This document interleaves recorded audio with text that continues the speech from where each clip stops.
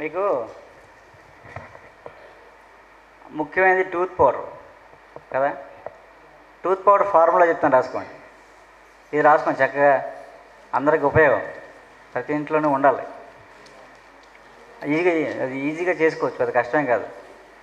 అది సేఫ్, ఎవరికి నష్టం చేయదు, ఎవరికి ఇబ్బంది కలగదు. వేప ఆకు పొడి, వేపాకులు ఉంటాయి కదా, వేపాకులన్నీ కోసి ఎండబెట్టి పొడి చేసుకోండి. 100 గ్రాములు వేపాకుల పొడి, 100 గ్రాములు వేపాకుల పొడి, వాము, ధనియాలు, జీలకర్ర ఒక 20 గ్రాముల పొడి. వాము, జీలకర్ర, ధనియాలు 3 కలిపింది 20 గ్రాములు. వాము, జీలకర్ర, ధనియాలు కలిపింది ఒక 20 గ్రాములు. ఒక 20 గ్రాములు అతి మధురం బయట అమ్ముతారు, అతి మధురం బాగుంటుంది, తీగా ఉంటుంది.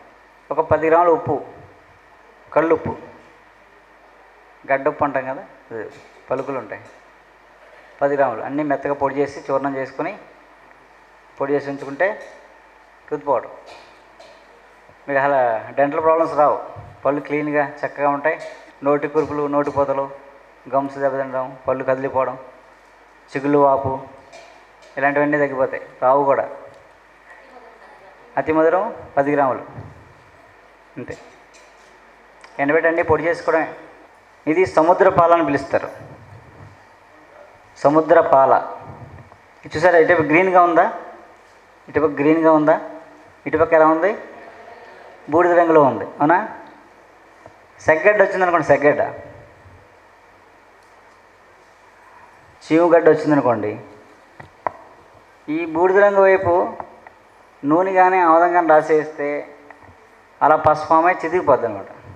1 డేలో ఒక 1 డేలో చితికిపోద్ది, నొప్పి తగ్గిపోద్ది. ఈ టైప్ రాసి అంటిస్తే అది మానిపోద్ది. ఆకొకటే, ఒకటి చిద్దకొడుతుంది, ఇంకో పక్క మానిపోద్ది. సముద్ర పాల అయితే దీని వేరు పెరాలసిస్లో వాడతారు. మేము బాగా నేర్చుకున్న వాళ్ళకైతే నేర్పుతాం, అంటే పూర్తిగా మేము అందరికీ చేస్తానన్న వాళ్ళు ఎవరైనా ఉంటే వాళ్ళకి నేర్పుతాం. మామూలుగా అయితే ఉత్తినే ఇది సెగ్గడ్డికి ఎవరైనా వేసుకోవచ్చు, ఏం ఇబ్బంది లేదు. పగిలితే లేదా లేదు. ఈ మొక్క చెప్పగలరా? బలుసాగు. దీనికి ఒక సామెత ఉంటుంది, బతుకుంటే బలుసాగు తినచ్చని. ఎందుకంటారు అనుకున్నారు? బతుకుంటే బలుసాగు, ఉట్టి బలుసాగు పులుసు పెట్టి తింటే అన్ని పోషకాలు ఇందులో ఉంటాయి. ఉట్టి బలుసాగు ఉడకబెట్టి తినేసామనుకోండి, అన్ని పోషకాలు ఇందులో ఉంటాయన్నమాట. దీంతో బతికేచ్చు 1 నెల 2 నెలలు, ఏం రైస్ గీసి లేకుండా. అందుకని మనం ఊరికే అనలే, బతుకుంటే బలుసాగు తినచ్చని. ఈ బలుసాగు అనమాట అది. మనం ఎప్పుడైనా తిన్నామా? కనీసం ఒకసారి కూడా తినలేదు. ఎవరో ఉన్నారో తినవాళ్ళు. చిన్న పళ్ళు ఉంటాయి, అదో ఆయన పెద్ద ఆయన తిన్నారట. అలాగా ఇది బలుసాగు. ఇది పందు పుల్ల, ఇదో రకం అండి. భరణిక అని పిలుస్తారు, బర్రీ ఇంకా అని పిలుస్తారు. ఇంకో పేరు బర్రీ ఇంకా. బర్రీ ఇంకా అంటే, బర్రీ అంటే గేదె కదా, బర్రె అంటే గేదెనా, ఇంకా అంటే ఇంకిపోవడం. మేకలు కాసేవాళ్ళు, గేదెలు కాసేవాళ్ళు, వాళ్ళు 2 రోజులు 3 రోజులు మేకలలో 1 నెల ఇంటికి వెళ్ళరు. కొంతమంది చాలా ఒక సీజన్ అంతా బయట తిరిగి కొన్నాళ్ళ పైకి ఇంటికి వస్తారు. అలా కొంతమంది ఉంటారు. వాళ్ళు తోడు పెట్టుకోవాలనుకోండి, పాలు ఏం చేస్తారు, మేకపాలు పిదుగుతారు. పిదిగి మరగబెట్టి ఈ ఆకు ఇరిపితే పాలు వస్తాయి. ఈ పాలు అందులో వేస్తే తొడిగిపోద్ది అనమాట. పాలు పెరిగి అయిపోతాయి. మనం మజ్జిగ వేసి అవి వేసి కష్టపడి తోడెడతామా? వీళ్ళు చక్కగా పాలు పితికేసి కాచుకొని ఆ పాలల్లో కాయక్కలేదు కూడా. మామూలుగా వాళ్ళు ఏం చేస్తారు, పాలు పితికేసి ఇది వేసేస్తే తొడిగిపోతాయి. ఈ చుక్కలు వేసేస్తే తొడిగిపోతుంది. ఎంతసేపులో? 1 గంటలో. మనం సాయంత్రం తోడుపెట్టి పొద్దున్న తోడుపెట్టి సాయంత్రం చేస్తామా? అలా కాదు, అన్నం వండుకున్నప్పుడు తొడిగిపోద్ది. అది పందుపొల, మనకి యాక్చువల్గా మనకి పందుపొల. బర్రెకి కూడా పందుపొల చాలా గట్టిగా ఉంటుంది. దీంతో కానీ నవిలి పళ్ళు తోముకున్నాం అనుకోండి, నెలకు ఒకసారనని మనకి 90 ఏళ్ళు వచ్చిన పళ్ళు ఊడిపోదు, బళ్ళు స్ట్రాంగ్ అయిపోతుంది, గట్టిగా అయిపోతాయి, వెరీ స్ట్రాంగ్ అది. ఇప్పుడు ప్రెగ్నెన్సీ రాగానే ఏం చేస్తున్నాం మనం? ప్రెగ్నెన్సీ రాగానే చక్కగా ఫోలిక్ యాసిడ్, కాల్షియం టాబ్లెట్లు వాడతారు కదండి, అవునా? ఫోలిక్ యాసిడ్, కాల్షియం టాబ్లెట్ వాడిన వాళ్ళందరూ 100కి 90 మందికి నార్మల్ డెలివరీ అవ్వదు.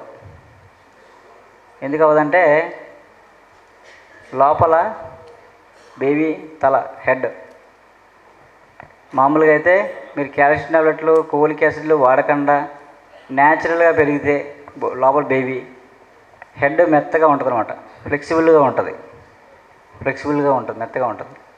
బయటకు వచ్చిన తర్వాత 6 నెలలకి మదర్ మిల్క్ వల్ల, మంచి ఫీడింగ్ వల్ల గట్టి పడుతుంది, అప్పుడు బుర్ర హార్డ్ అవుతుంది. ఎప్పుడైతే మనం 3వ నెల నుంచే కాల్షియం టాబ్లెట్లు, ఐరన్ టాబ్లెట్ వాడితే ఏమవుతుందంటే 6 నెలలు బయటకు వచ్చిన తర్వాత 6 నెలలకి గట్టిపడవలసింది 6 నెలల ముందే లోపల గట్టిపడిపోతుంది హెడ్. ఇంకా ఫ్లెక్సిబిలిటీ ఉండదు, ఎలా నార్మల్ డెలివరీ అవుద్ది? అవదు. కొంతమంది ప్రెగ్నెంట్ లేడీస్ మందుల వాసన ఇష్టం ఉండదు, వాళ్ళకి మందుల వాసన కిట్టదు, వేసుకున్నానని చెప్పేసి వాళ్ళ పక్కన పడేస్తుంటారు, వాళ్ళకి మాత్రం నార్మల్ డెలివరీ అయిపోద్ది. చూడడానికి సన్నగా ఉంటారు, వీళ్ళకి నార్మల్ డెలివరీ ఎలా అవుతూ ఉంటుంది, అలాగే నార్మల్ డెలివరీ అయిపోతుంటుంది. ఎందుకంటే వాళ్ళు మందులు మీరు దొంగచాటం పడేస్తుంటారు బయటికి, అలా పడేసే వాళ్ళందరూ ఖచ్చితంగా నార్మల్ డెలివరీ అయిపోతారు. సిన్సియర్గా వేసుకుంటారే వాళ్ళకి మాత్రం అవ్వదు, ఇది వాస్తవం. అందుకే పూర్వం మనకి కాల్షియం టాబ్లెట్లు ఏం లేవు కదా. పూర్వం ఏం చేసేవారు? కడుపుతో ఉన్న వాళ్ళు ఏం కోరితే పెట్టాలనేవారు. కోరిక అంటే ఆవిడలో ఏ డిఫిషియన్సీ ఉందో అది కోరికగా అడిగేవారు. అందుకని ఎక్కడున్నా సరే తెచ్చిపెట్టేవారు, అన్నీ పెట్టేవారు. చక్కగా సహజంగా నార్మల్ డెలివరీస్ అయ్యాయి, లోపల గ్రోత్ కూడా చక్కగా పెరిగేది. అప్పుడు కూడా అది చక్కగా యాక్టివ్గా పని చేసుకునేవారు, ఎక్సర్సైజ్ ఉండేది, ఏదో పని చేసుకుంటుండే, ఫిజికల్ ఎక్సర్సైజ్ కూడా ఉండేది. ఇప్పుడు ఏంటి? ప్రెగ్నెన్సీ కన్ఫర్మ్ అవ్వగానే బెడ్ రెస్ట్, ఫోలిక్ యాసిడ్లు అవి మొత్తం నానా మందులు మిగించి పాలు తాగద్దని, అవి తాగద్దని ఏవో పెడతారు అంతాని. మనం తినాల్సినవన్నీ తినకూడదని చెప్పి అక్కర్లేనన్నీ వాడించి నార్మల్ డెలివరీ అవ్వకుండా చేస్తారు. అలా కాల్షియం టాబ్లెట్స్ వాడిన వాళ్ళు, ఫోలిక్ యాసిడ్ వాడిన వాళ్ళు, నేను ఆ మధ్య చెప్పాను ట్రైబల్స్ వెళ్ళి చేస్తారు నార్మల్ డెలివరీ అయిపోద్ది. చాలామంది నాకు ఫోన్ చేసి, సార్ మా అమ్మాయి 8th మంత్ 9th మంత్ మీరు నార్మల్ డెలివరీకి ఏమైనా ఇస్తారా అని అడుగుతున్నారు. ఇస్తాం, కానీ వాళ్ళు సహజంగా కాల్షియం టాబ్లెట్ వాడకుండా ఉంటే ఖచ్చితంగా అవుతుంది. కాల్షియం టాబ్లెట్ వాడితే గ్యారంటీ ఏం లేదు, అవ్వచ్చు అవ్వకపోవచ్చు, అంతే కదా. లోపల బుర్ర బేబీ హెడ్ హార్డ్ అయిపోతే ఏమేస్తే నార్మల్ డెలివరీ అవుద్ది? ఆ ట్రైబల్స్కి ఎందుకైంది? వాళ్ళు ఏం కాల్షియం టాబ్లెట్ ఏం వాడేవారు కాదు, సహజంగా వాళ్ళకి ఏమున్నాయో తిని చక్కగా ఉండేవారు. ఆ టైంకి నార్మల్ డెలివరీ కోసం ఏవి చేస్తే ఈజీగా డెలివరీస్ అయిపోయి, మనమేమో అన్నీ సైంటిఫిక్గా అన్నీ వాడేసుకుని న్యాచురల్గా కావాలంటే అదేమి గ్యారంటీ ఏం లేదు. నాకు యూఎస్ నుంచి ఫోన్ చేస్తున్నారు, ఎవరో కావడు యూఎస్ అంట, మా అమ్మాయి 9th మంత్ మా వాళ్ళు వస్తున్నారు అక్కడి నుంచి, మీరేమన్నా అది ఉంటే పంపించనని. వాటితో మేము చేసాము డెలివరీస్ కోసం, నార్మల్ డెలివరీ చేసాము, అవి ఇస్తున్నాం. కానీ కాల్షియం టాబ్లెట్ వాడిన వాళ్ళకి ఎవరికి అంత సక్సెస్ రేట్ ఏం లేదు. అంటే సహజంగా పెరగాలి ముందు బేబీ.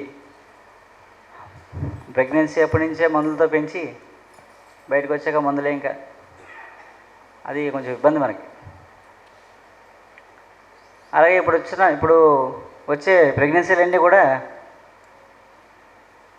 రావాల్సినప్పుడేమో మనం వద్దనుకుంటున్నాం. అంటే పిల్లలు అంటే అర్థం ఏంటంటే గాడ్ గిఫ్ట్, దేవుడిచ్చే వరం. అవి ఎప్పుడు ప్రెగ్నెన్సీ వస్తే అప్పుడు మనం స్వీకరించాలి. అప్పుడేమో అక్కర్లేదు అనుకుని, ఏదో ప్లానింగ్లో అనుకుని, అబ్బాయి అనుకుని అప్పుడేమో వద్దంటాం. ఒకవేళ వచ్చిన అబార్షన్ చేయించుకుంటాం. తర్వాత కావాలనుకుని హాస్పిటల్ చుట్టూ తిరుగుతుంటాం, ఐవీఎఫ్ సెంటర్ చుట్టూ. ఆ వాడే విషయాలు అవన్నీ విపరీతమైన రసాయనాలు, వాటికి గురైపోయి బాడీ వాడిన వాళ్ళు తెలుస్తుంది ఎంత బాధ. ఒకసారి అవ్వదు ఇంకోసారి ట్రై చేద్దాం అంటారు. ఆ వాడి ఒళ్ళంతా గొల్లైపోద్ది. అన్ని రసాయనాలు వాడి పిల్లల కంటే తీరా వాళ్ళు బయటకు వచ్చాక ఏదో ప్రాబ్లం. 100కి 90 మంది హెల్త్ ప్రాబ్లమ్స్తో పడతారు నాకు తెలిసి. అంటే పొద్దున మనం నెక్స్ట్ తరానికి సహజంగా ప్రెగ్నెన్సీ సహజంగా రావాలి, సహజంగా ఎదగాలి, సహజంగా డెలివరీ అవ్వాలి. వాడు రియల్ ఇండియన్ అసలైన వాడు అనమాట. వాడికి ఏ క్వాలిటీస్ ఉండాలో ఆ క్వాలిటీస్ ఉంటాయి. మనం ఏదో సైంటిఫిక్గా మనకు నచ్చినప్పుడు పుట్టిస్తే అలాగే ఉంటుంది. ప్రెగ్నెన్సీ రావడానికి పెద్దగా మీరు పెద్ద మందులు మెడిసిన్స్ ఏమి వాడక్కర్లేదు. మామూలుగా సహజంగా ఏ హోమియోపతి, ఆయుర్వేదం, యునానియో, నేచురోపతి పెట్టుకుని ఎవరినైనా మంచి వాళ్ళు చూసుకుంటే చక్కగా మంచి సంతానం కలుగుతుంది. అదే ముందు మనకి సహజంగా వచ్చే ప్రెగ్నెన్సీని ఎప్పుడూ కాదనకూడదు. అది గాడ్ ఇచ్ గిఫ్ట్ అనమాట. అది మనం ఎప్పుడూ వద్దనకూడదు. హలో ఫ్రెండ్స్, పిఎంసి ఆన్లైన్ని సబ్స్క్రైబ్ చేసుకోండి. సరికొత్త అప్డేట్స్ కోసం బెల్ బటన్ని నొక్కండి.